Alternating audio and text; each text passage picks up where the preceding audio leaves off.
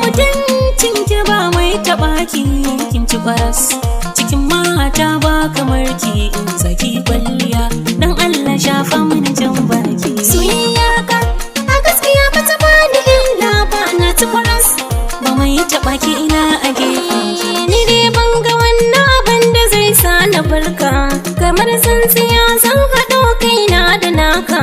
Ko rami na kura in ka shige zanabi ka, zama kwalliya a kafafu zan yi lalle.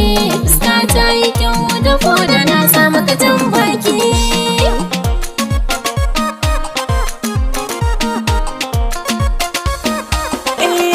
Kayan kwalliyan ki na siya yau zana baki, da warwaran ki da sarka wanda za ki sa a wuyanki.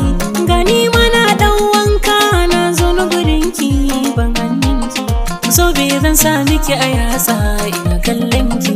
Kin min kyau kin sanya jan baki.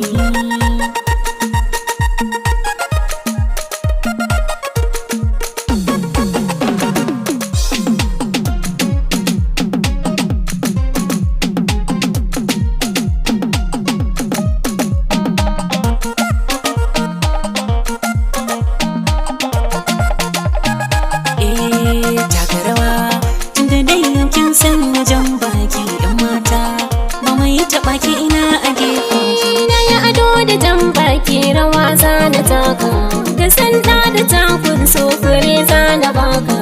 Ina yin fari da ido kallon so na maka.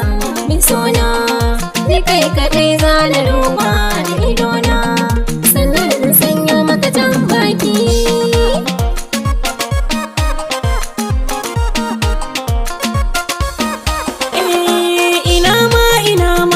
Yau aka bani ke, in an ɗaura auren mu zam shantake. Saboda jin daɗi na ai sai da ke, biyar kirki a zuciya ba kamar ki. Ina son ki kin mun ado har da jan baki.